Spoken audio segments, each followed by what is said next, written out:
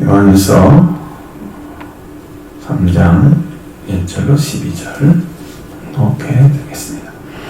보라, 아버지께서 어떠한 사랑을 우리에게 베푸사 하나님의 자녀라 일컬음을 받게 하셨는가. 우리가 그러하도다. 그러므로 세상이 우리를 알지 못함은 그를 알지 못함이라. 사랑하는 자들아, 우리가 지금 하나님의 자녀라. 장래에 어떻게 될지는 아직 나타나지 아니하였으나 그가 나타나시면 우리가 그와 같을 줄을 아는 것은 그의 참모습 그대로 볼 것이기 때문이니 주님과 소망을 가진 자마다 그의 깨끗하심과 같이 자기를 깨끗하게 하느니라. 죄를 짓는 자마다 불법을 행하나니 죄는 불법이라. 그가 우리 죄를 없애려고 나타나신 것을 너희가 아나니 그에게는 죄가 없으시니라. 그 안에 거하는 자마다 범죄하지 아니하나니 범죄하는 자마다 그를 보지도 못하였고 그를 알지도 못하였느니라. 자녀들아, 아무도 너희를 미혹하지 못하게 하라. 의를 행하는 자는 그의 의로우심과 같이 의롭고 죄를 짓는 자는 마귀에 속하나니 마귀는 처음부터 범죄함이라. 하나님의 아들이 나타나신 것은 마귀의 이름을 멸하려 하심이라. 하나님께로부터 난 자마다 죄를 짓지 아니하나니 이는 하나님의 씨가 그의 속에 거하며 그도 범죄하지 못하는 것은 하나님께로부터 났음이라. 이런 마귀의 자녀들과 마귀의 자녀들이 드러나나니 물을 행하지 아니하는 자는 또는 그 형제를 사랑하지 아니하는 자는 하나님께 속하지 아니하니라. 우리는 서로 사랑할지니 이는 너희가 처음부터 들은 소식이라. 가인같이 하지 말라. 그는 악한 자에게 속하여 그 아우를 죽였으니 어떤 이유로 죽였느냐? 자기 행위는 악하고 그의 아우의 행위는 의로움이라. 아멘. 요한일서 3장은 그 시작이 아주 장엄합니다. 아버지께서 우리를 어떤 사랑을 베푸셨는가, 하나님의 자녀라 일컬음을 받게 하셨는가. 아주 크잖아요, 그 내용이. 우리가 그렇다, 우리가 그러한 존재다. 너무 놀랍잖아요. 하나님의 사랑은 그건 어떻게 표현한다 할지라도 우리가 말로는 다 표현할 수가 없는 것입니다. 하나님은 우리의 아버지가 되신 것은 우리가 예수님을 그리스도로 믿어서 그 예수님께로서 하나님의 아들이 오셨기 때문에 그 아들의 명분을 얻어서 하나님 아버지가 부르는 아들이 된 거죠. 자녀가 된 것입니다. 그러니까 예수님께서 우리에게 주신 은혜 때문에 하나님의 자녀라 일컬음을 받게 되었습니다. 그러니까 예수 그리스도가 우리에게 어떤 사랑 베푸시는가가 엄청나게 중요한 문제죠. 그 사랑을 나타내신 가장 정확하게 하나님의 사랑을 나타내신 말씀은 요한복음 3장 16절의 말씀처럼 여러분이 아실 수 있죠. 하나님의 사랑을 사랑하셔서 나타내신 것입니다. 하나님이 창조하신 세계는 천지를 창조하셨는데 하나님은 우리가 살아가는 이 세상에 그 가장 사랑하시는 독생자를 땅에 보내주신 거예요. 그래서 이 독생자라는 only one 혹은 only son, only child, 그 다른 형제가 없는 단 하나뿐인 아들을 가리키는 단어예요. 그래서 외아들, 구약적으로는 외아들이라고 얘기를 하고, 외동이 현 우리말로는 이삭은 외아들이라고 말했습니다. 구약에서는 신약에서는 예수 그리스도와 하나님의 무비한 관계, 그 관계가 너무 뛰어나서 비할 데가 없는 관계를 무비한 관계라 그럽니다. 무비한 관계. 어떠한 관계를 갖다 놔도 하나님과 예수 그리스도의 관계를 뛰어넘을 수가 없어요. 그렇게 완전한 관계, 그 무비와 관계를 무비한 관계를 보이기 위해서 이 독생자라는 말을 쓴 거예요. 자, 신약의 독생자를 번역을 하고 있습니다. 번역되는 히브리서 11장 17절에는 이사를 가리키는 경우를 제외하고는 다른 모든 성경은 5번 나오는데 요한복음과 요한일서에만 쓰여져 있는 단어. 그 독생자는 그리스도에 대해서 쓰여졌습니다. 하나님의 독생자라고 말하고, 그래서 여기에 우리의 성경은 달라요. 근데 미 표준기는 RSV에서는 대문자를 썼습니다. 그건 그리스도를 가리킨다는 뜻입니다.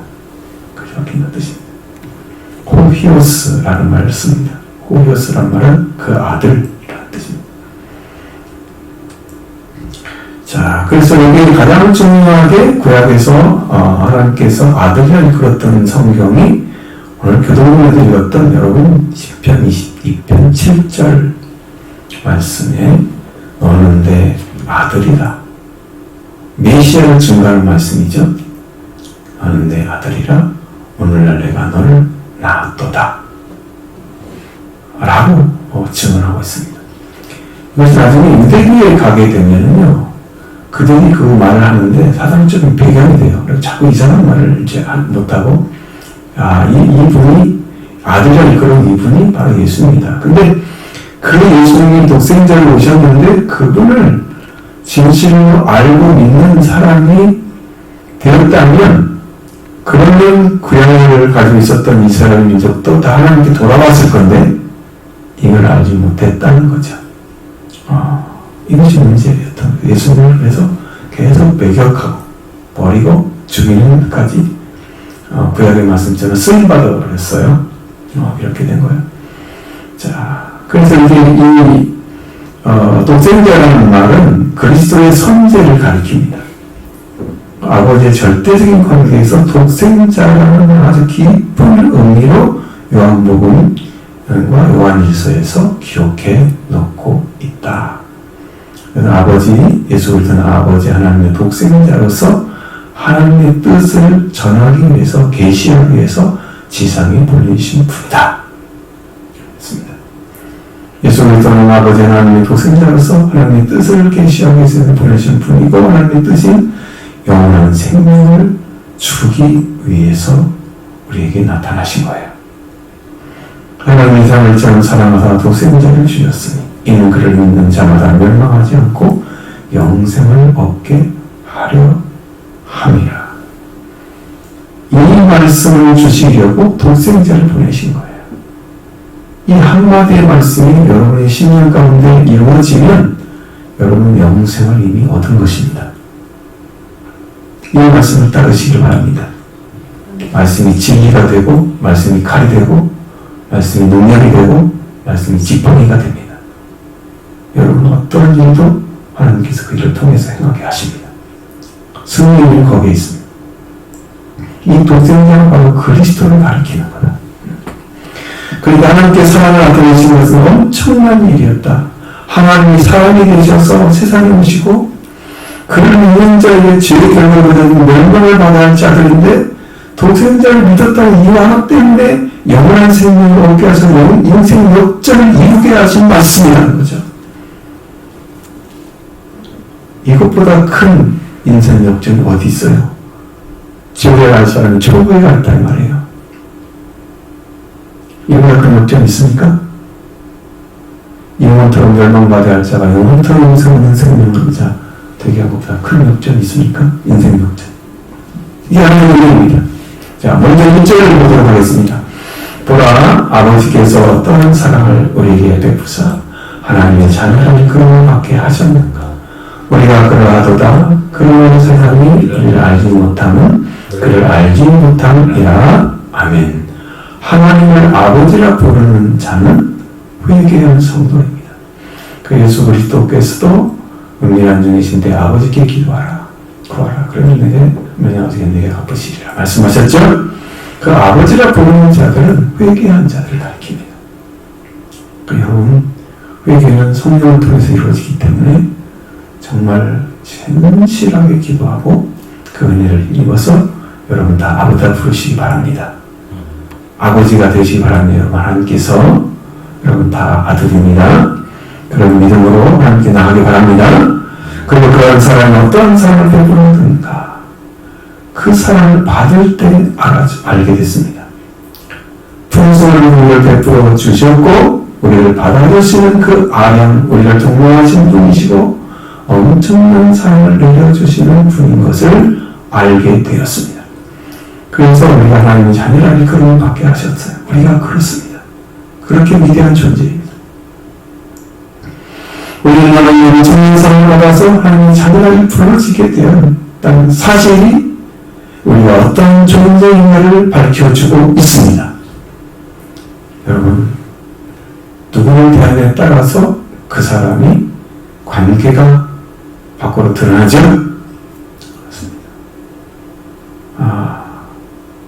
세상에서 높은 자리에 있는 사람들의 높은 자리에 있는 사람들과 만나자면 우리가 하나님을 만난다는 것은요, 우리가 얼마나 높은 자리에 하나님께서 우리를 지어서 세웠는지를 말해주고 있습니다.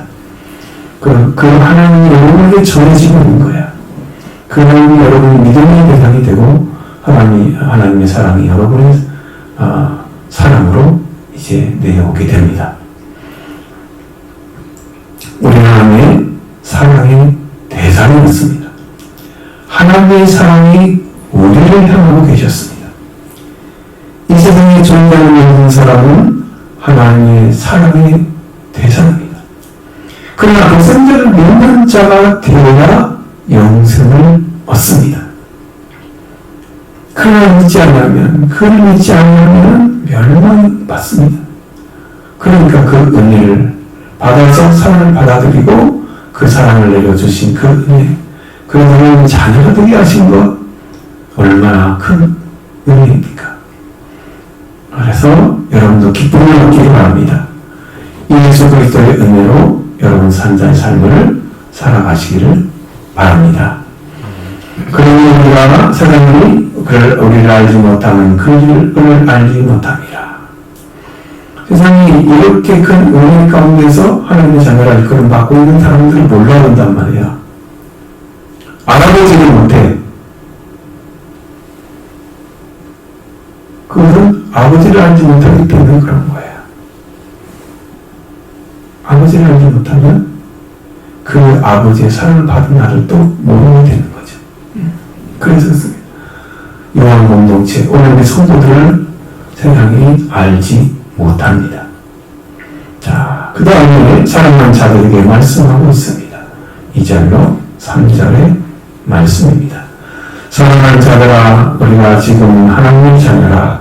장래에 어떻게 될지는 아직 나타나지 아니하였으나 그가 나타나시면 우리가 그와 같을 줄을 아는 것은 그의 참 모습 그대로 볼 것이기 때문이니 주를 성하여 이 소망을 받은 자마다 그의 깨끗하심과 같이 자기를 깨끗하게 하느니라. 아멘. 사랑하는 자들아 라고 불렀습니다. 사랑의 대상이 된 자들을 의미하는 거죠. 하나님의 자녀입니다. 하나님 자녀가 되기 위해서 우리가 독생자를 믿는 회개의 과정을 밟고 하나 구체적으로 하나님의 자녀라는 사실을 알게 되었습니다. 회개를 통해서 들어가서 구원을 받는 길로 나아가서 얻어진 신분이 하나님의 자녀입니다. 그러니까 이게 그냥 얻어진 게 아니에요. 하나님의 자녀라 그러면 그냥 주는 게 아니에요. 우리가 지금 하나님의 자녀라. 근데 이 문제는 뭐냐면 장래에 어떻게 하는지 잘 몰라. 우리는. 아직 나타나지 않았어. 장래의 영광은 예수 그리스도를 통해서 보여주셨습니다. 그 모습이 뭐냐면 부활하신 모습입니다. 부활체. 부활하신 모습. 그래서 그 부활의 영광의 몸을 우리도 갖게 되면 몸의 속량이 이루어졌습니다. 죄의 속량이 이루어지면 여러분 죄사함 받고 태어나죠. 몸의 속량은 우리의 몸이 예수 그리스도의 몸으로 변하는 부활체를 입게 되는 그 몸이 되면 우리가 그 영광을 안게 됩니다. 그러면 나도 예수님도 못 믿는데 그때 가가지고 알게 되는 거예요. 근데 그런 소망이 여러분 신령 가운데 차고 넘치게 되면 그가 어떤 분인지 알기 때문에 그 참모습을 그대로 보게 되기 때문에 나도 그런 분과 같이 살려면 깨끗하게 해야 돼. 그가 깨끗하신 것처럼 나의 삶을 정리해가며 사는 거예요. 그냥 대충 사는 게 아니에요. 내가 살고 싶은 데 사는 게 아니에요. 그 말씀대로 살아가는 것입니다. 그러나 그런 나타나신 우리가 그와 같은 줄 아는 것은 그의 참모습 그대로 볼 것이기 때문이다. 그 참모습 볼 것입니다. 예수님 만나면. 그러면 그 영광을 보게 되기 때문에 나도 예수님의 부활의 몸처럼 변할 것이니 나는 내 삶에서 주님이 깨끗하신 것 같이 나도 깨끗하게 살아야지. 청결하게. 그리스도 안에서 살아야지. 하나님 안에 살아야지. 이 삶과 자신의 삶을 다 세우는 거예요. 지켜가는 거예요. 그 삶이에요. 그리고 예수님의 부활이 곧 우리의 영광의 몸입니다. 이것을 믿어야 여러분 부활을 얻는 거예요. 썩을 몸을 가지고 천국에 가서 여러분들이 내 부모도 만나고 형제를 만나고 그렇게 생각을 해요. 썩어진 몸을 가지고 이 몸이 땅에 묻히는 몸이 부활되는 것은 불가능합니다. 그리고 수없는 사람이 지금 못 섞여가지고 다 바다 어딘가 다 가 있을 텐데, 네? 물로 섞여서 그리고 흙을 다 찾아가 그 사람을 다시 만든다고? 그대로? 그게 과학인가요? 없는 일이에요. 그러니까 그런 것은 있을 수가 없는 거예요. 그럼 예를 들어서 내가 좀 몸이 죽었어요? 아파서 죽으면 빼빼 말라가지고 아니면 뚱뚱이 부어가지고 죽었어. 그럼 그 모습 그대로 부활되면 병든 몸 그걸 가져가게? 그대로? 빼빼 말고 그대로 가져가게? 그걸 어떻게 살아? 그 몸을 가지고. 안 되잖아요. 다 불가능하죠. 예수 그리스도의 몸으로 들어갑니다. 이걸 믿으시기 바랍니다. 여러분이 믿어야 되는 거예요. 말씀은 무조건 믿어야 여러분의 믿음이 와요. 알아주고 나중에 확인돼서 이건 너무 정확한 분이야.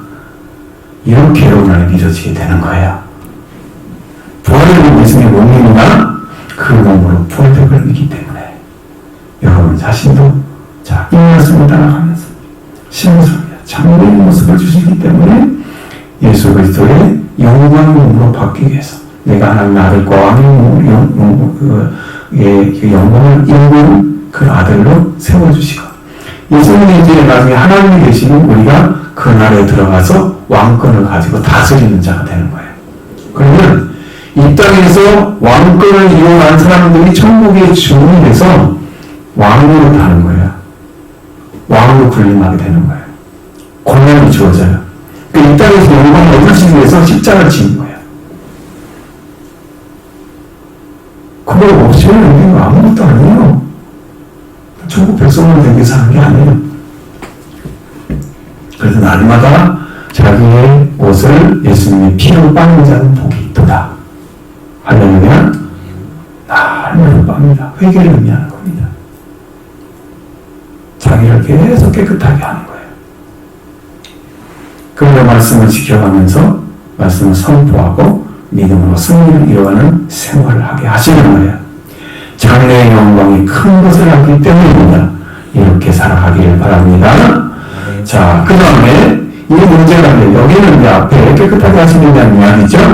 그럼 원래 이제 2장이 연결되어 있다고 보면 돼요. 근데 3장으로 나눠졌기 때문에 3장에서 말씀을 전하는 것 뿐이죠. 자, 그 다음에 4절부터 6절의 말씀입니다. 죄를 짓는 자마다 불법을 행하는 것이다 라고 말씀하고 있습니다. 보십니다. 죄를 짓는 자마다 불법을 행하니 죄는 불법이라. 그가 우리를 없애려고 나타나신 것을 너희가 아나니 그에게는 죄가 없느니라. 그 안에 거하는 자마다 범죄하지 아니하는 범죄하는 자마다 그를 보지 못하였고 그를 알지도 못하였느니라. 아멘. 자, 그럼 죄를 짓는 자는 불법을 행한다고 말합니다. 우리나라의 불법이라는 단어는요, 법에 어그러진 이런 뜻이에요. 그러니까 법이 있는데 법과 똑같이 안 돌아가고 억울해서 돌아가는 거예요. 법은 이렇게 나오는데 나는 여기서 법 이렇게 가라고 하면 똑같이 머물러 가면 법을 지키는 거잖아요. 그죠? 근데 법을 이렇게 하라고 하는데 나는 이만큼 써서 딴 일을 하는 거야. 그걸 안 지켜가는. 그래서 불법이라는 말을 많이 쓰죠. 그럼 불법하는 기능이 다 잡히죠, 여러분들은. 좀 불법 도박 그렇게 예를 들어서 하면 딱 잡히죠. 이건 하지 말라는 걸 하고 있구나. 그죠? 그러니까 우리가 죄를 짓는데 하나님의 하지를 말하는 것을 하고 있는 사람은 지금 불법을 하고 있는 거야. 이해가 되시죠? 하나도 어려운 거 없어, 성경. 하나님 이렇게 명령했어. 근데 내가 그 말씀을 안 지키고 있어. 그러면 나는 불법을 행하는 사람이 된 거야. 그 죄를 짓는 사람이 불법을 행하는 거야. 그렇습니다. 그렇게 해서 말씀과 나의 삶이 따로 돌아가는 사람들. 응? 말씀은 이렇게 얘기하고 나는 이렇게 살고 그 죄를 짓는 자가 이건 불법이다. 그러니까 회개해야 이게 딱 맞춰줍니다. 은혜하는 자가 됩니다. 불법이 아니고 법을 지키는 자가 됩니다. 할렐루야. 여러분 마음 딱 돌아서야 돼요. 응? 그 삶을 합니다. 다 돌아가는 거예요. 근데 주님은 우리의 죄를 없애고 나타나셨다는 거예요. 그걸 우리가 안다는 거예요. 너희가 주님으로부터 죄상을 받았기 때문에 그걸 알고 있는 거예요. 주님을 만나니까 내 죄를 없애버렸어요. 주님이 없애줬어요. 그러니까 주님을 만나 주님이 없애줬으니까 아 주님은 죄를 없애려고 오셨구나 라는 것을 알게 된 거예요. 내가. 그 여러분들도 이렇게 주님이 오셔서 여러분의 죄를 없애려고 그랬다는 사실이 딱 인정되고 있으면 주님은 죄가 없는 분이야. 이걸 알게 되는 거예요. 우리 예수 그리스도께서 죄를 없애려고 죄를 제거하려고 오셨습니다. 우리 많은 죄를 어디에서 없앴을까요? 예수 그리스도 안에 들어가면 없어집니다. 죄를 없애려고 오셨기 때문에 주님을 말미암아 완전하게 죄가 사라지게 됩니다. 옷을 빠는 자는요 때를 빼버리는 거잖아요. 세제를 사용하면 가능해집니다. 그렇죠?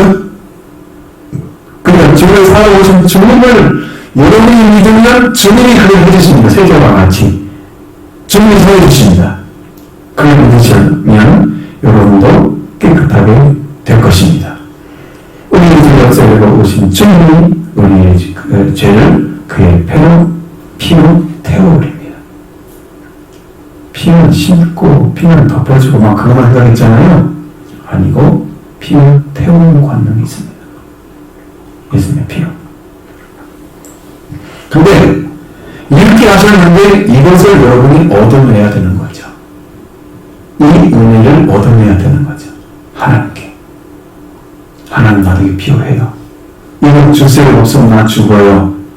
그래서 은혜 없이 살 수 없는 자가 됩니다. 그걸 알게 되면 은혜 없으면 나 죽습니다. 어린이가 부모를 의지하지 않고는 살 수가 없잖아요. 그렇죠? 혼자 똥 싸는 거 어떻게 다 치우겠어요? 혼자 배고픈데 그 탈모스님이 뭐가 있어요? 애기가요?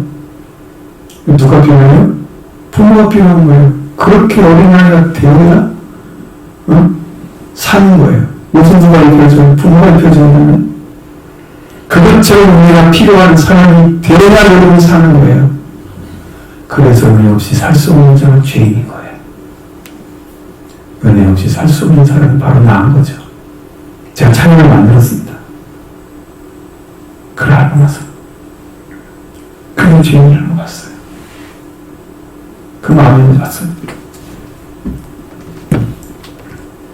주님을 위해서 죄가 제거된 사람, 이 죄를 제거한 성도는 주님으로부터 죄가 없다는 것을 알고 있습니다.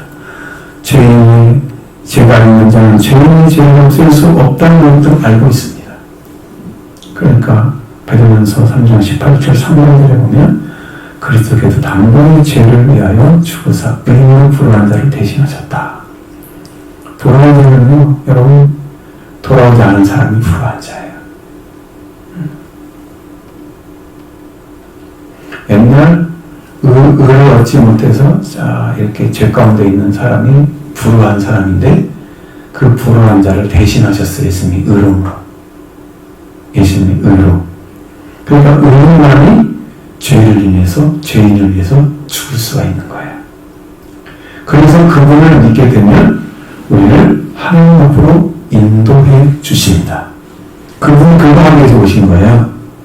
그래서 여러분 신분을 다 찾아주기 위해서 잃어버린 신분, 아들과 왕의 신분을 찾아주기 위해서 오셨어요. 그건 다 찾아줄 줄로 믿습니다. 예수님 한 분이 이루셨어요. 하나님 앞으로 우리를 인도해 주십니다. 본문 6절에 보면 그 안에 머물라 말씀하십니다. 주님 안에 머무는 자마다 죄를 짓지 않는다 그랬습니다. 여러분 요새라는 게 있잖아요. 성, 그렇죠? 그 좋은 성으로 아무리 공로가 돼도 공로를 받지 않는 성이 있어요. 밖에서 써봤자 공격이 되지가 않고 아는 사람들은 무지도 없어, 물리칠 수가 없어. 이게 요새야. 요새. 바로 주님의 요새이십니다. 우리는 말을 아무리 공격을 해도 우리가 넘어뜨릴 수 없는 그게 주님 안에 강력한 주님을 강력한 성이 되어져서 주님 안에 사는 자입니다.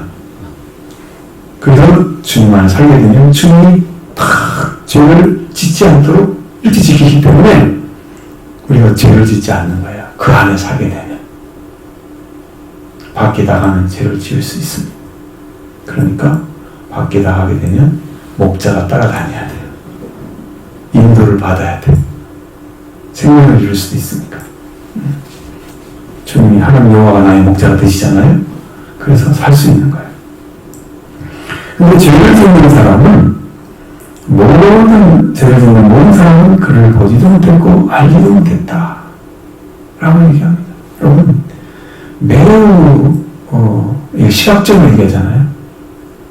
그 다음에 이제 인지적으로 얘기하잖아요. 보지 못했다 눈으로 본 거잖아요. 요한은 눈으로 봤다고 말씀하시는 1장 1절부터 만졌다고 얘기했잖아요. 눈으로 본 바요 참 손으로 만져봐라. 그 요한은 성령을 우리가 봤다고 말씀하세요. 그를 보지도 못했고 그 다음에 그에 대해 전해졌는데 믿지 않아서 알지도 못하는 상태에 있는 사람들은 죄를 계속 지어간다. 죄를 짓는 자가 되는 거예요. 죄를 없애서 영원히 죄를 짓지 않는 자리에 세워진 사람은 주 안에 사는 사람이고 그렇지 않은 사람은 다 주 밖에서 죄를 짓고 있어서 그가 누군지도 모르고 그 누군지도 알지도 못하고 보지도 못한 거예요. 이렇게 서로 삶이 완전히 다르게 되는 거예요. 그럼 여러분 주 안에 머무신 성령과 되기를 바랍니다. 그러면 우리의 승리는 보장됩니다. 여러분의 승리는 보장됩니다. 언제까지? 주님 오실 때까지. 할렐루야. 이게 주님을 위한 준비해놓은 은혜입니다. 그 축복에 함께하기를 바랍니다. 그 다음에 이 절에 이렇게 말씀하고 있습니다. 7절, 8절 말씀 보십니다. 자녀들아 아무도 너희를 유혹하지 못하게 하라. 이를 행한 자는 그의 의심같이 의롭고 죄를 짓는 자는 여기에 속하나니 마귀는 처음부터 범죄 아니라 하나님의 아들이 나타나신 것은 마귀를 멸하려 하시니라. 아멘. 우리는요 우리를 지켜야 할 명분이 있습니다. 장래의 영광을 참여하지 않기 때문입니다. 예수 그리스도와 같이 부활체를 입고 그 영광이 자리에 세워집니다. 그래서 예수님의 피가 필요하고 예수님의 말씀이 필요하고 성령이 필요한 거예요. 당연히 변화시킨 도구예요. 죄가 없으면 주님께서 우리의 죄도 없애주지 않습니다. 그래서 우리는 주님께 죄 용서를 받기 때문에 죄를 짓지 않아야 한다는 것도 알고 있는 거예요. 이런 믿음으로 받으시면 됩니다. 이렇게 죄 용서를 받은 성도는 자신을 지켜가는 생활이 매우 중요합니다. 이건 어찌면 그건 넘어지는 거죠. 넘어지는 거죠. 신앙이 들면 이유는 없으면 회개에 합당한 열매를 맺을 수가 없습니다. 이분이 있는 거죠. 문으로 들어가니까, 회개의 문으로 들어가니까 뭐가 왔어요? 회개에 합당한 열매가 왔어요. 그 회개에 합당한 열매를 맺었으면 이 회개의 합당한 열매가 끝까지 지켜져야만 하나님의 곳간에 들여지게 되는 거죠. 거기에 들어질 때까지 여러분은 지켜오는 삶이 남아있는 거예요. 내가 하나님 아들 됐으면 아들의 자리를 지켜오는 삶이 남아있는 거예요. 더럽히면 안 돼요. 그 속을 더럽히는 자는 망하는 거예요. 그렇게 하지 않게 말씀을 따르는 삶을 끝까지 살아가는 여러분이 되기를 바랍니다. 회개가 따르는 열매를 맺었으면 회개가 따르는 열매를 지켜오는 삶이 이렇게 중요하다. 주님의 세상에 다시 오시는 그날까지 우리는 지켜가기 위해서 성령의 뒤를 따라서 열을 지어 나아가는 사람이 되어야 합니다. 그 성령은 성령을 따라 행하라 라고 말씀하셨습니다. 어린 양이 가는 대로 따라가는 사람이 14만 4천에 들어가는 사람이었습니다. 그러니까 우리 마음대로 안 가고 그분이 가는 대로 가면 여러분 다 안전합니다. 그분이 지켜줄 줄은 믿습니다. 그냥 아무것도 지킴을 받게 되는 거야. 그러니까 우리는 아무도 미워받지 못하게 해야 됩니다.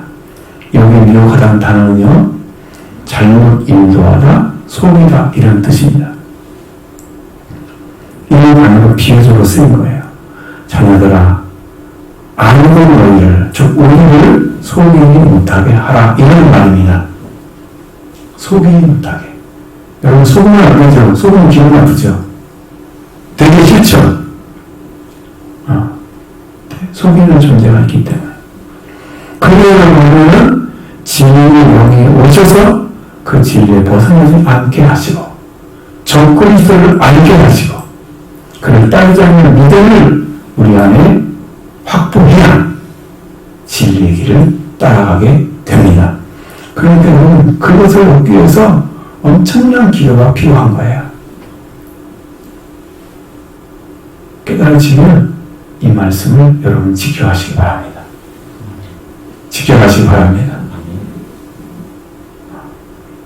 그리고 오래 가는 자는 그의 의로움이 의롭고 죄를 짓는 자는 마귀에게 속하나니 마귀는 처음부터 범죄함이라. 하나님의 아들이 나타난 것은 마귀를 멸하려 하심이라고 말씀해 주셨습니다. 자, 의로움을 행하는 자는 주의 의로움같이 의롭습니다. 왜? 의는요 자기 스스로 나올 수가 없어요. 의로움은 우리가 흠이나 티나 주름 같은 것이 없이 영광스러운 교회로 세워지게 되면 주님과 같은 몸을 갖게 돼요. 그래서 아내가 되는 거예요. 여기서 5장에 나오는 아내 있잖아요. 주님은 교회에 그 머리가 되시고 교회는 그의 아내가 되잖아요. 그 아내가 그 자리예요. 그래서 격이 같으니까 아내가 되는 거예요. 격이 안 같으면 주님과 같이 살 수 없어요. 지옥에 가야 돼요. 격이 같아야 돼요. 요즘 언어도 다 격이 같아야 쓰는 거 아니에요? 그죠? 언어도 우리 인격도 똑같아요. 신격도 똑같습니다. 신의 성품도. 이걸 다 찾아내야 돼요. 그리고 죄를 짓는 자마다 마귀에게 속했다라고 말합니다. 죄를 지은 자는 사람이 먼저가 아니고 마귀가 먼저 하나님을 배반해서 그리고 그가 사람을 죄인으로 타락시켰습니다. 처음부터 범죄한 자가 누군가요? 마귀죠. 사람이 먼저 한 게 아니죠. 근데 이제 그렇게 해서 타락이 됐는데 마귀에게 속하는 있는 사람은 죄를 짓게 되는 거예요. 나중에 가인이 죄를 짓잖아요. 그 뭐라고 써 있어요? 12절에 그가 악한 자에게 속하여. 그 써 있습니다. 여러분 말씀을 좀 따라오셔야 돼요. 좀 바짝 뜨고. 악한 자에게 속하여. 악한 자에게 속했다는 말은 뭐예요? 마귀에 속했다는 것입니다. 그래서 죄의 생존자가 됐습니다. 하나님께 돌아오면 하나님이 그 생기를 회복시켜서 산전이 되게 하십니다. 그렇지 않고 육체의 호흡만 하고 있으면 육체에 속해서 마귀가 원하는 일을 하고 있는 거예요. 그런 사람입니다. 그러니까 여러분 육체로는 아무것도 할 수 없어요. 육은 무익하다. 예수님 그랬잖아요. 내가 이런 말은 영이요 생명이니 육은 무익하다. 그 육이 육체와 똑같은 말이야. 육, 육체, 육신 이게 똑같은 말이야. 똑같은 말이 나온 거야. 그냥 부르기는 다르게 부른 거야. 아무 의미가 없어요. 자, 그렇습니다. 그러니까 육은 무익하다고 그랬죠? 뭐가 필요해요? 하나님의 말씀이 필요합니다. 산문이 되어있죠. 우리가 처음부터 범죄한 자에게 속해 있으면 그는 죄를 그치지 못하고 계속 죄를 짓고 있는 거예요. 그러니까 여러분 마귀에 속해 있는가 아닌가 보시면 뭘 알 수 있어요? 내가 죄를 짓는 사람인지 아닌지를 알 수가 있어요. 내가 나를 평가할 때 내가 마귀에 속해서 언어도 마귀가 원하는 온몸 불평하는 언어, 사람을 막 평가하고 판단하는 언어, 정죄하는 언어 이런 거를 많이 쓰고 있으면 마귀의 언어예요. 그게 내가 마귀에 속한 사람이구나. 비방하고 중상하고 마귀 디아블로스가 거기서 나왔어요. 마귀의 언어, 타락한 언어를 쓰는 거예요. 그러나 생명을 바라는 언어, 생명을 주는 언어, 위로와 희망이 되는 언어, 이거를 사용하시면 성령이 속했어요. 하나님의 자녀예요. 말을 바뀌면 하나님의 자녀가 되는 거예요. 말은 성령이 주는 말을 가지고 있기 때문에 사람 속에 인간의 지식을 갖다 쌓았어요. 그러면 인간의 지식이 막 나와요. 말에서. 그죠? 내 마음에 하나님 말씀을 가르쳐 있으면 말씀이 나와요. 내 안에 생명이 있으면 생명이 나와요. 그러니까 나는 생명의 사람이잖아. 성령의 사람이잖아. 생명의 성령의 법에 지도받은 사람이잖아. 산자죠. 제가 사망에서 해방됐죠. 그 생명을 사용하시기 바랍니다. 그런 주님이 원하시는 일이에요. 처음부터 범죄한 자에게 속하면요 죄가 그치지 않아요. 그래서 계속 죄를 짓는 거예요. 그렇게 여러분 마음에 있으면 회개하시기 바랍니다. 그러면 아들이 왜 나타났을까요? 마귀의 일들, 마귀의 것들을 멸망시키려고, 파괴시키려고 나타나신 것입니다. 여기 마귀의 일들이라고 했는데 중성으로 썼어요. 그래서 마귀의 것들이에요. 마귀의 것들. 마귀를 통해서 생산되는 그 모든 것들, 응? 모든 것들, 그런 것들을 다 없애버리려고 분명 멸망시켜버리려고 하는 거야. 그걸 하려고 예수님이 오신 거예요. 자, 예수님의 마귀가 가지고 있는 세력을 무너시키려고 하는 것을 행하시기 위해서 오셨는데, 마귀가 가진 가장 중대한 힘은 뭐냐면 죽음의 세력이에요. 마귀는 죽음의 세력을 가지고 있다. 그래서 죽은 자 가운데서 예수님이 부활되심으로써 마귀의 죽음의 세력을 꺾어버리신 거예요. 없애버리신 거예요. 무너시킨 것입니다. 예수님의 부활이 없이는 기독교는 존재하지 않습니다. 놀라운 능력입니다. 죽음을 이기셨습니다. 마귀의 사람이 죄를 짓기 위해서 죽음에 속하게 하는 그 세력인데, 그걸 못하기 위해서 예수님이 죽음의 고난을 받으시고 부활되신 것입니다. 마귀의 죽음의 세력을 이기셨습니다. 이 예수님의 이김이 우리가 세상을 이기는 믿음이에요. 이 믿음을 가지시는 분이 승리합니다. 예수님이 이기셨어요. 여러분도 이깁니다. 네. 내 능력이 아니잖아요. 주님의 능력이기 때문에 승리한 줄로 믿습니다. 하나님께 태어난 자마다 죄를 짓지 않습니다. 구절 말씀을 같이 봅니다. 하나님께 태어난 자마다 죄를 짓지 않느냐. 이는 하나님의 지가 그 속에 거하며 그로 범죄하지 못하는 것은 하나님께로부터 났으니라. 아멘. 자, 하나님께로부터 태어난 모든 자는 죄를 행하지 아니한다 라고 말씀하신 거예요. 하나님께로 태어난 자는 하나님과의 관계가 끊어지는 죄를 짓지 않습니다. 배반하지 않습니다. 하나님은.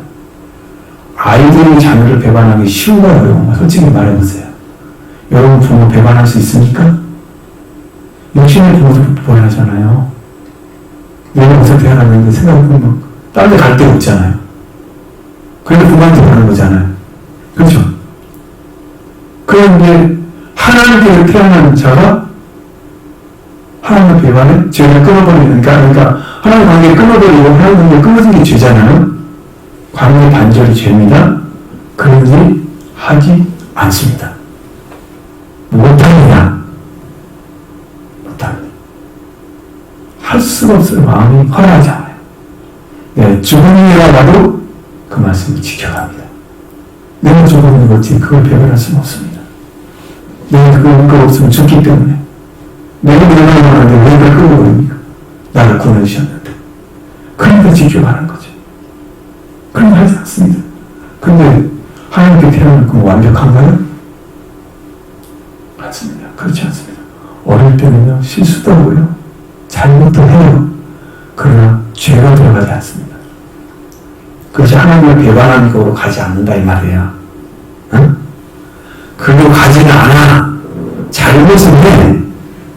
회개를 시키잖아. 하나님께서 즉각 알게 하셔서. 그러니까 별 문제가 없어지죠. 그럼 어릴 때는 그렇게 잘하고 크면 이제 그런 것이 없어지죠. 잘하면 마귀도 이기고 태초에 계신 아버지도 알았잖아요. 없어지는 거죠. 태초에 계신 일을 알았다. 아버지가 되면 생명을 낳는 자가 되면 이미 이전에서 배웠죠. 그 말씀을. 자, 그러니까 하나님과 관계가 단절되는 행위를 하지 않는다. 하나님께 태어난 자. 즉 죄를 행하지 아니한다. 할렐루야. 무슨 말씀인지 아시겠죠? 거기는 끝까지 가죠. 여러분도 구원 배반하지 않잖아요. 여러분을 태어나게 하신 하나님, 다시 태어난 하나님 여러분 배반하지 않습니다. 그게 우리의 믿음인 거예요. 할렐루야. 이 믿음에 거하기를 바랍니다. 그 다음에 왜 죄를 행하는 생활을 하지 않는가? 라고 했을 때 하나님의 씨가 그 속에 머무르기 때문이다. 거룩히 거하기 때문이다. 라고 말씀하고 있습니다. 하나님의 씨는 하나님의 말씀, 하나님의 성령을 가르치고 있습니다. 말씀이 안에 거하잖아요. 말씀이 안에 있으면 이 말씀이 우리를 지도하기 때문에 죄를 짓는 길로 가고 싶은 마음이 없어요. 안 생겨 그 마음이. 하나님이 지도하기 때문에 그것은 경계선이 딱 있어요. 여기는 여기까지만이야. 여기는 여기까지만이야. 응? 넘어가면 안 돼. 그걸 딱 알고 있어요, 마음이. 빛과 그림자 같아요. 빛과 그림자가 딱 나눠지잖아요. 햇빛이 있는 데는 빛만 있잖아요. 햇빛이 없는 데는 어디가 있잖아요. 딱 나눠지죠. 여기는 아니야. 빛만이야. 나는 빛에 사는 사람이야. 알고 있기 때문에 넘어가지 않습니다. 그래서 죄를 짓지 않는 거예요. 두 번째로 뭐라고 말씀하십니까? 그가 하나님께로부터 태어났기 때문에 죄를 짓지 않는다고 말하고 있습니다. 태어났다고 하는 것은 두 번 났다는 거죠. 예수 그리스도를 믿게 되면 하나님께로 나는 자라고 말씀하셨잖아요. 그러니까 그게 건너가는 뜻입니다. 예수 그리스도를 위해서 모두 다 건너갑니다. 그러니까 우리가 이 건너가는 사람은 회개한 영적 자녀이고 처녀가 되잖아요. 아들의 명분을 얻게 되잖아요. 그렇기 때문에 우리의 영이 이렇게 되는 거예요. 우리의 영이 하나님께로 태어난 자가 돼서 다시는 죄를 짓는 자로 대로 가지 않는다는 거죠. 그를 향해서 가고 싶은 마음이 없어요. 그러면요 마음에서 한참 싫어요. 성령께서 싫어하세요. 그걸 느껴요. 부담스러워. 거기 가기 싫어. 자, 여기 태어나는 여러분 신생아가 되잖아요. 예수 우리를 통해서 태어나죠. 예수를 믿음으로 그 안에 속죄가 다 이루어지는 거죠. 그를 건넌 거예요. 근데 제가 이제 예수님과 함께 저는 교회 다닐 때부터 아마 고등학교 3학년 때부터 교회를 나가기 시작했는데 고등학교 1학년 정도 됐을 때 내 기대에 나오면은 예수님이 항상 와서 계셨어요. 언제 됐는지 몰라요. 근데 뭘 하냐면 예수님이 내 안에 계시는구나. 그걸 알아요. 여러분 삶을 이제 지켜보라는 거죠. 잘 보시라는 거죠. 이 말씀을 들으면서 여러분 살펴보시라고 지금 말씀 드리는 거예요. 그러면 이제 안수받은 뒤로부터 그런 것에 대한 의식이 없어졌어요. 근데 여기 도림교회에 와가지고 삼천동에 있을 때가 말고 여기 왔을 때 한 3, 4년 지났나 그렇게 됐는데 예배 드리는 어느 날 오후 예배 마치고 저 문을 차고 나가는 그 앞에 딱 섰는데 위에서부터 하나님이 이렇게 내려오신 걸 봤어요. 주의 보좌를 알림하신 거죠. 그때 그 내가 직감으로 뭐라 하냐면 하나님이 오시는구나. 보좌를 삼으려고. 하나님 오시는구나. 그냥 그걸 아는 거예요. 그 삼위일체가 와 계시는 거죠. 그러니까 우리 하나님께 씨가 머무르거나 하나님께 태어난 자는 죄를 범하지 않는다. 왜?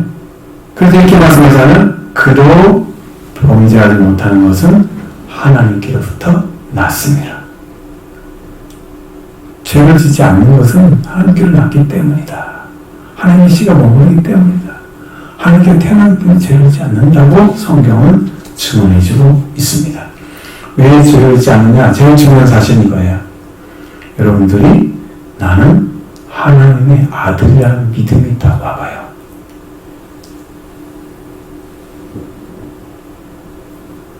믿으십니까? 믿으십시오, 그대로. 믿으신 대로 믿으십시오. 나는 하나님의 아들입니다.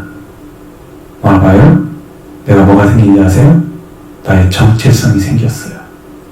내가 누군가를 알았어요. 그래서 내 마음에서 이미 정해버렸어요. 나는 어떤 삶을 살아야 돼. 근데 자녀들은 빠져나가지 않아요. 죄를 짓지 않아요. 죄 쪽으로 가지 않아요. 정체성이 분명히 신령 안에 새겨질 거예요. 나는 하나님의 아들이에요. 그래서 어떻게 해서 이제 여기에 제목이 된 하나님의 자녀들과 마귀의 자녀들이 나타나는가 보면은 10절, 11절 말씀에 나와 있습니다. 같이 보시죠. 이러므로 하나님의 자녀들과 마귀의 자녀들이 드러나나니 모든 의를 행하지 아니하는 자나 또는 그 형제를 사랑하지 아니하는 자는 하나님께 속하지 아니하니라. 아멘. 자, 이렇게 말씀하고 있습니다. 하나님의 자녀들과 마귀의 자녀들이 이렇게 명백하나니. 이렇게 말씀하고 있어요. 정확히 갈라진단 말이에요. 명백하다는 말은 아주 분명한 뜻입니다. 아주 분명한. 선명의 빛과 그림자 같은 경계선이 있는 거예요. 빛은 밝게 비치고 있으니까 어둠은 빛이 없는 어둠일 뿐입니다. 딱 갈라지죠? 명백합니다. 아주 명백합니다. 저 마귀 자식이야, 마귀 자녀야, 아니면 하나님 자녀야? 봤을 때 여기에 이제 이 두 가지 나타나요. 여기서 마귀의 자녀인지 하나님의 자녀인지 여러분들에게 찾으시기 바랍니다. 두 가지 보면 알 수 있습니다. 자, 의로움을 행하는 자와 행하지 않는 자로 나누어진다. 첫 번째,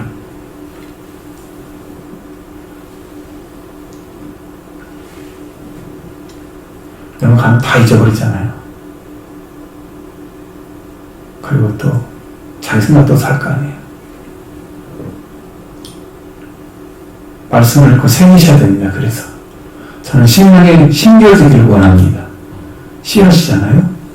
씨앗은 어떤 결과로 나타나게 되잖아요. 물론 가족이 이제 길과 같은 것은 아무것도 없겠지만 최소한 어떤 역사는 있을 거예요. 여러분이 믿고자 하는 거니까. 길가 같은 아니잖아요. 또 하나는 형제를 사랑하는 자와 사랑하지 않은 자로 갈라집니다.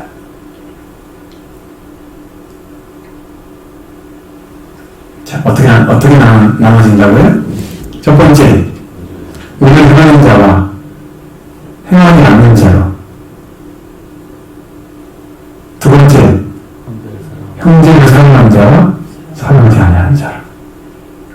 이거 외우시셔야 돼요. 시험 볼 거예요. 이번에 끝나고 나서 물어볼 거예요. 하나님의 자녀와 마귀의 자녀가 딱 나눠지는데 여기서 나타나요. 나눠지는 거예요. 의를 행하지 아니하는 자나 또는 그를 사랑하지 아니하는 자는 하나님께 속하지 아니하니라. 자, 마귀에 속했다는 말을 안 쓰고 거꾸로 하나님께 속하지 아니하니라고 썼습니다. 예, 부담을 덜 주기 위해서 듣는 사람이. 근데 무슨 말인지 알잖아요. 하나님께 속하지 않는 자에 대해서 먼저 말씀하셨습니다. 의로움을 행하지 않는 자는 이제 하지 않은 자는 성을 속하지 않다. 하나님의 소설대로 모든 자는 분명한다. 그 성품이 하나님의 자녀의 성품이 나타나는 거죠. 여러분, 하나님의 사랑이 되었을 때 사랑의 목적이 뭘까요? 왜 우리를 사랑하세요? 하나님께서 기도할 때 가르쳐줬고요. 하나님의 은혜를 주는 목적이 뭘까요? 여러분 말을 해보세요.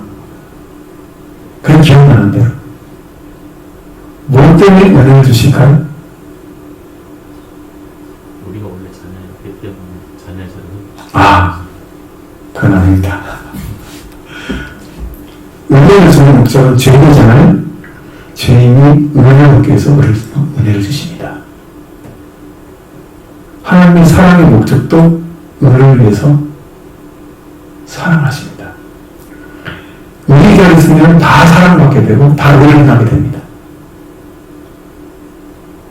그거 안 받은 사람은 은혜를 받아도 여전히 죄인 가운데 살고 있는 거죠. 은혜를 얻어내지 못하는.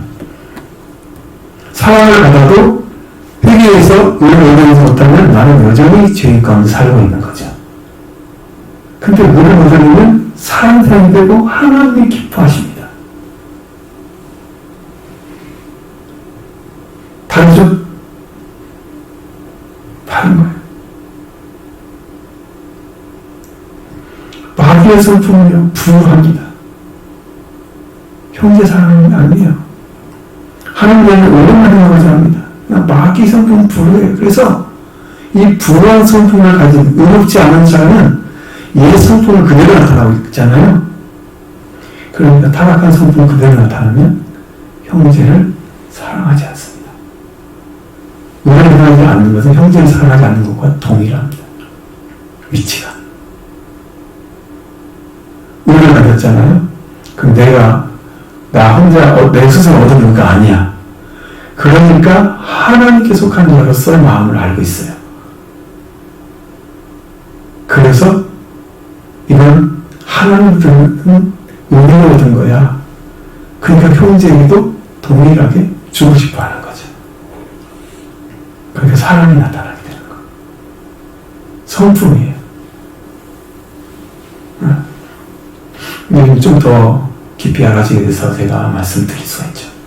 알겠습니다. 그래서 하나님의 자녀의 성품이 이렇게 나타나게 되었다라고 말씀해주고 있습니다. 그리고 11절, 12절의 말씀 보십니다. 우리는 서로 사랑할지니 이는 너희가 처음부터 들은 소식이라. 가인같이 하지 말라. 그러나 간단히 속하여 그 아우를 죽였으니 어떤 일로 죽였느냐? 자기의 행위는 악하고 아우의 행위는 의로우니라. 아멘. 자, 우리는 서로 사랑해야 된다 말씀하셨잖아요. 이 사랑은 처음부터 들은 소식이었습니다. 근데 성경에 모든 성경에서 다 사랑이 복음의 중심 메시지가 되어 있습니다. 예수 그리스도 독생자에 오신 하나님의 사랑, 이 복음을 처음 들었을 때 들었던 진리가 서로 사랑하는 거예요. 이 메시지는 모두 살리는 하나님의 사랑이 각자에게 주어져 전해지는 하나님의 사랑의 메시지입니다. 각자의 신분이 들어오는 메시지입니다. 하나님의 사랑입니다. 그 사랑이 임하는 사람은 이웃을 내 자신처럼 사랑하는 사랑이 내게 오게 됩니다. 이게 진리의 말씀이고 하나님의 명령입니다. 성지전에 달라붙어있는, 대롱대롱 붙어있는 언어인데 그런 식으로 해석이 되어 있는데 우리는 강령이다 이렇게 말씀하고 있잖아요. 강령이라는 말 쓰지 않고 우리 마음에 이 말씀이 들려옵니다. 자, 그럼 여기서 서로 사랑하라고 말씀하시잖아요. 이것이 언제부터 들었다고요? 처음부터 너희가 처음부터 들은 소식이다. 근데 이제 여기다가 딱 이어서 서로 사랑하지 못한 가인에 대해서 말씀해 주고 있는 거예요. 그래서 이해가 되는 거잖아요. 가인이 의문을 가지지 않았기 때문에 어떻게 했다고요? 동생을 죽였어요. 의문부터 뭐예요? 사랑이 나온다고 말씀드렸잖아요. 금방. 그 의가 왔을 때는 사랑이 나오게 됐어요. 왜? 사랑의 목적이 의였기 때문에 이미 사랑을 받았기 때문에 의가 온 거예요. 그러니까 내가 사랑할 수가 있어요. 근데 불운한 자, 악한 자에게 속해서 의를 가지고 있잖아요. 제가 여기 이 가인에 대해서 엄청 많이 준비했거든요. 근데 시간이 너무 오래 갈 것 같은데 같이 나눠볼까요? 자, 가인에게서 하지 말라. 그것은 확실하게 가인은 사랑을 이루지 못한 자였다는 것입니다. 가인은 사랑을 이루지 못했기 때문에 가인같이 하지 말라고 하는 거예요. 우리는 서로 사랑을 지니라고 말씀하신 거고, 그렇죠? 그는 악한 자에 속하여 그 아우를 죽여서는 어떤 용을 죽였느냐? 자기의 행위는 악하고 그 아우의 행위는 의로움이라. 악한 자가 회개해야 되는 거 아닌가요? 왜 의로운 자가 죽이면 안 해야 되나요? 아이러니하죠. 가인이 악한 자에 속해서 아이를 죽였다라는 거는 악한 자, 가인, 악한 자에 속했다는데 마태복음 13장 19절에는 호포르네스라고 하는 악한 자는요, 악한 자는데 이 병인 구절에 여기서 마가복음 4장 15절에는 이 똑같은 말을 악한 자로 쓰지 않고 사탄이라고 썼습니다. 여러분 찾아보시면 놀라운 게 다르네요. 똑같은 말인데 사탄이라고 썼습니다. 악한 자가 사탄. 누가복음 8장 12절에는 마귀라고 지칭했습니다. 그럼 악한 자가 누구라는 거예요? 마귀, 사탄이라는 거죠. 마귀의 말에 어원은 뭔지 아십니까? 디아블로스, 중상자, 비방자, 마귀 이렇게 되어 있습니다. 이 마귀는요, 저기를 가지고 막 고소를 해요. 그리고 비난을 해요. 악한 내 모습은 중성하는 거예요. 근거 없이 남 말을 막 해. 헐뜯어서 명예나 지위를 손상시켜내는 것이 중상. 아무 이유도 없어요. 근거 없어요. 우리는 중성하는 사람 많이 있어요. 정치인 중에서. 마귀 속성이죠. 혹은 비방합니다. 비난하고. 남을 헐뜯어 말하는 건 비방입니다. 이 속성의 출발점이 누구라고요? 마귀라고 해요. 그럼 이걸 따라가면 나는 마귀 자식인 거예요. 언어 훈련이 안 돼 있는 거예요. 성준이라는 자기 속성을 막 나와서 그 마귀의 속성을 가지고 막 이야기를 해버려요. 자, 그러니까 바로 가인이 왜 동생을 죽였습니까?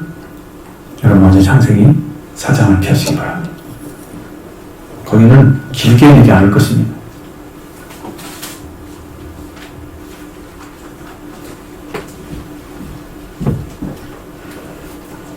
한 1절과 8절 말씀을 같이 한번 읽어보도록 하겠습니다. 아담이 그의 아내 하와와 동침하며 하와가 임신하여 가인을 낳고 이르되 내가 여호와를 말미암아 등남하였다 하니라.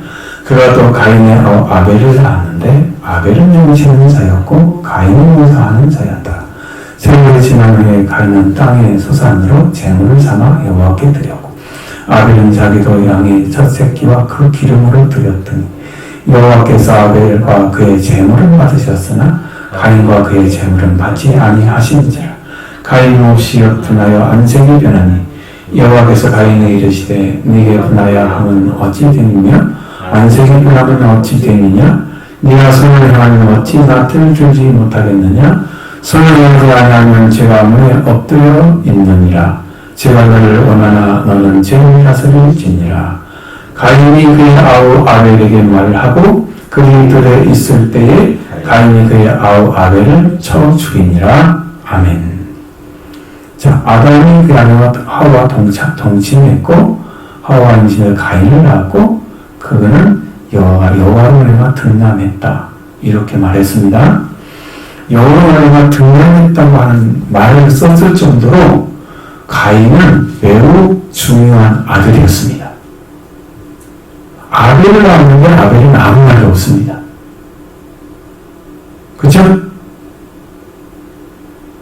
여호와께 말미암아 등남했다 이 말 안 하죠? 그러니까 가인은 아담에게 엄청 중요한 존재였던 거죠. 그리고 아벨은 양치는 자였고 가인은 농사하는 자였다. 목적은 아벨이 농업은 가인이 가진 직업이었습니다. 세월이 지나고 나이가 먹었지 하더니 가인은 땅의 수확으로 제물을 삼아서 여호와께 드립니다. 그 제물이죠. 제물. 아벨은 자기 양의 첫 새끼와 그 기름을 드렸다. 가인과 아벨은 각각 자기가 일하고 있는 그 소득에 의해서 재물을 드리는 것이 결정이 되어버린 거죠. 그러면 하나님 받으시는 재물과 받지 않는 재물이 있다는 걸 알았을까요? 몰랐을까요? 자, 그럼 여러분 제가 이제 이렇게 말하면 이해가 될 건데 여러분도 생활에서 내가 이렇게 살지만 난 이런 것을 함께 재물을 드릴 거야 라고 드리면 하나님 받으셔야 돼? 안 받으셔야 돼? 하나님의 결정이죠. 그럼 여러분이 하나님 받으시지 않은 것 갖다가 드리면서 내가 받으시지 않으면 화를 내야 돼? 분노하나? 분노를 느끼잖아요? 여기서? 그러면 종교는 누구예요? 내가 원하는 삶을 살면 내 원하는 대로 살고 재물도 내 마음대로 드려. 근데 나한테 얘기 드리면 너무 좋아. 그런데 계속 하나님 섬기고 있는 거야. 근데 하나님의 뜻은 모르니까 하나님 뜻대로 생각하면서 한 번도 받은 적이 없어. 그게 종교인이에요. 이해가 되시죠? 하나님의 뜻을 모르는 거예요. 하나님 받으시는 것은 관심 없어요. 내가 좋아서 드리는 거예요.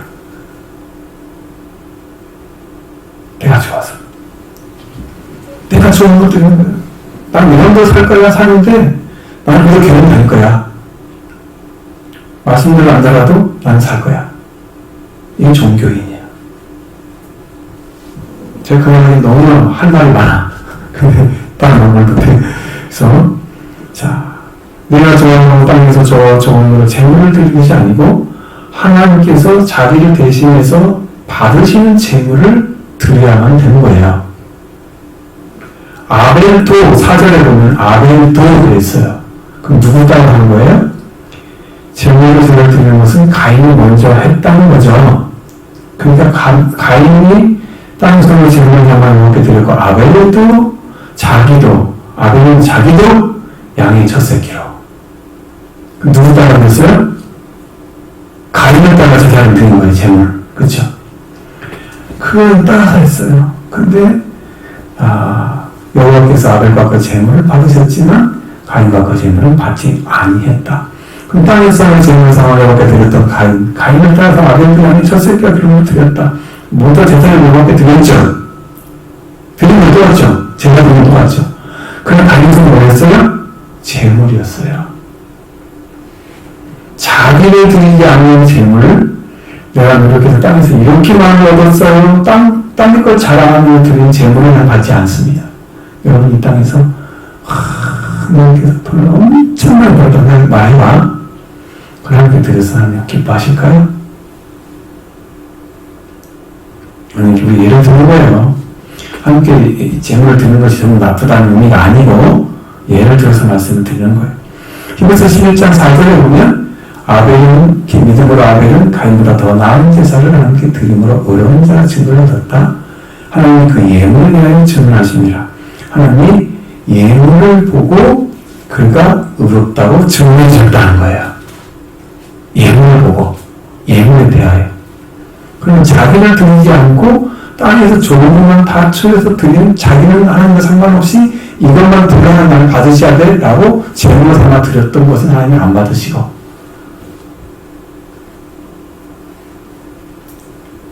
말을 양의 첫 새끼와 그 기름을 드리려면 어떻게 해야 돼요? 피를 흘려야 하잖아요. 양의 피를. 그래야 기름을 드릴 수 있죠? 그러니까 생명을 바쳐서 자기를 드리면 자기 자신을 드리는 그런 제물을 알았던 아벨 제사를 받으신 거죠. 아벨과 그 제물을 받으신 거예요. 여러분도 여러분이 드릴 것이 없어. 나를 드리려면 누구 드려야 돼요? 나를 드리려면 누구 드려야 돼요?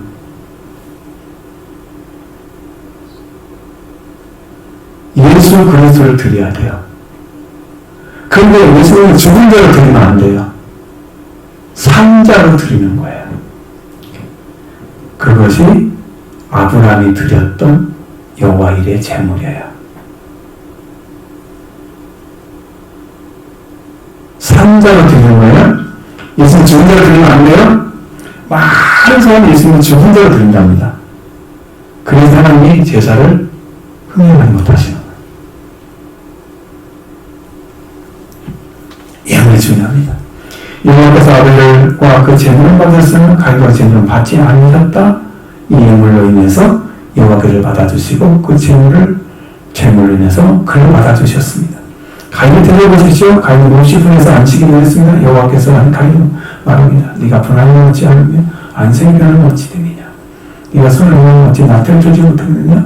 서로 행하지 아니하므로 죄가 분할 때는 어떻게 있느니라. 제가 너를 원하는 너는 죄를 다스리라 라고 말씀하셨습니다. 제사를 드리는 자가 제사를 받으신 것이지, 여호와께서 제사를 드린 자가 제사를 받으신 거지, 아벨이 무엇으로 여호와께 제사를 받으시도록 한 것은 없잖아요. 그렇죠? 여기서 하나님 뜻을 알고 모르는 자가 딱 나타나잖아요. 하나님이 받으시는 제물과 받지 않는 제물을 이미 알고 있었다는 거예요. 우리도 아는 예배를 드려야 돼요. 너희는 모르는 예배를 드리고 우리는 아는 것을 드린다고 말씀하셨잖아요. 사마리아 여인에게 아는 예배를 드려야죠. 모르는 예배를 드리면 안 됩니다. 분명히 하나님 받으시는 제물이 있고 받지 않은 제물이 있다. 응? 자기가 들어가지 않은 것은 안 받으십니다. 회개가 없기 때문입니다. 회개가 없는 제물인 거죠. 하나님께서 도를 자신이 못 드립니다. 오늘도 예배를 받으시는 받지 않는 예배가 있습니다. 하나님께서 믿어서 영생을 얻으라고 그래서 예수 그리스도를 믿어서 믿고 영과 진리의 예배를 드리는 자를 하나님이 찾으시는 거예요. 지금 사실 저를 믿습니다. 하나님 보여준 목적이 뜻이 예수를 믿으라는 거예요. 여호와께 양식을 하나님 편한 하나님이 그렇습니다. 네가 분명히 어찌든 양식이 되느냐 어찌든 이를 물어봤습니다. 네가 선회하면 나한테 되지 못하겠느냐. 죄를 받지 않으신 여호와께 분명하고 가인은 그 모습과 가인의 삶이 선을 행하지 않는 것이라는 사실을 보여주었습니다. 그런데 여호와께서 말씀하신 것은 가인이 자신의 돌과 같은 자리에 돌려줘봐야 할 자리에 세워놓으신 거예요. 이 성경을 보면서 여러분 결승하셔야 돼요. 이 말씀 따라오셔야 돼요. 왜 여호와께서 동생이 저를 받으시고 미사를 안 받으셨지? 라고 돌이켜봤어야 돼요. 분노를 가라앉히고 안색이 변함을 빨리 돌아와서 변화가 나죠. 편선 빨리 바꾸셔야 돼요. 마음을. 그러니까 회개할 수 있는 저국의 기회에 있던 거예요. 회개할 수 있는. 분명히 손을 향해서 하냐면 죄와 불에 엎드린다고 하고 있습니다. 여러분 하나님께 돌아오는 상황이 아니면요 죄가 계속해서 죄를 짓도록 문 앞에 웅크리고 앉아 있습니다. 문 앞에 있습니다. 그리고 딱 나오면 죄를 짓는 대로 그를 데리고 가는 거예요. 그런 뜻입니다. 이 성경의 원문은. 선을 하지 않는데도 나쁜 일만 데리고 가잖아요. 범죄하라고. 그 죄가 그걸 데려가는 거예요. 이 말씀을 들으셔야 되는데 못 들으시니? 선을 하지 않고 죄만 들은 걸 생각하시는 분들은 회개하셔야 됩니다. 선을 행하지 않으면 죄가 어느 엎드려 있습니다. 그 죄를 짓는 자는 가인이 죄를 지었기 때문에 선을 행하지 않기 때문에 죄가 문 앞에 웅크리고 있다가 네가 나오면 데려가려고 해. 너는 죄가 너를 원해. 그러면 죄를 다스려야 돼. 죄를 다스리라고 통제권을 주셨습니다. 질 수 없는 싸움이죠. 죄하고 가인은 인간한테 말씀 주셨으니까 죄를 이기겠죠. 그런데 8절에 보시면 어떻게 해요? 8절에 가인이 그의 아들 아벨과 아벨에게 말하고 하나님이 이렇게 말씀하셨어 라고 얘기해놓고 그 다음에 뭐 했어요? 그들이 들어있을 때 강한 가인이 그의 아벨을 쳐 죽였다. 이렇게 말합니다. 하나님과 아무 상관없이 옛날에 선을 행하지 않았던 그 삶을 모습을 자기 그대로 드러내놓았습니다. 선을 행하지 않고 살았던 그 삶을 그대로 드러내놓고 그 다음에 제가 원하는 대로 제가 널 원하나 그랬는데 제가 다스려 그랬는데 죄를 다스리지 않고 제가 원하는 대로 아벨을 쳐 죽인 거예요. 죄의 요구를 했죠. 죄의 요구를 했죠. 하나님 원하신 줄 아니죠. 그래서 이렇게 행함으로써 말씀을 배반한 자가 된 것입니다. 형제를 사랑하지 아니한 자가 된 것입니다. 하나님께서 1장 12절의 말씀을 뭐라고 그는 악한 자에게 속하여 그 아우를 죽였으니 어떤 놈으로 죽였느냐. 자기 행위는 악하고 바로 죄물을 얘기 아니잖아요. 삶이 약하기 때문에 죄물도 자기가 원하는 거 하나님 원하는 거 안 드려요. 자기가 원하는 대로 드리는 거예요. 그의 아우의 힘은 의로움이라. 의로움에 속한 사람은요 하나님의 뜻대로 드려요. 그래서 가인이 그 아우의 아들을 사랑하지 아니한 이유는 자기 행위 악하고 그의 아우의 힘은 의로움이라고 정의해 주고 있습니다. 결국 의인을 박해당하고 의인은 박해를 당하고 악한 자는 박해를 하고 죽이기도 하는 자가 됩니다. 하나가 될 수 없는 관계, 의인과 악인의 관계입니다. 이게 성령의 모습이에요. 그래서 가인과 같이 하지 말라 라고 여러분에게 말씀해 주신 거예요. 결론적으로. 그러면 우리는 서로 사랑하는 말씀, 여러분 말씀을 세워서 지팡이를 삼으십시오. 여러분의 길을 삼으십시오. 말씀은 여러분의 길입니다. 빛입니다. 생명의 길입니다. 삼으시기 바랍니다. 붙잡으시기 바랍니다. 서로 사랑하면 다 이루어지고 있습니다. 서로 사랑하게 되면 모든 문제가 다 해결될 줄 믿습니다. 그래서 우리가 끝까지 말씀을 지키고 승리해서 주님 오시는 그날에 영광이 들어가는 성도가 되기를 바랍니다. 네.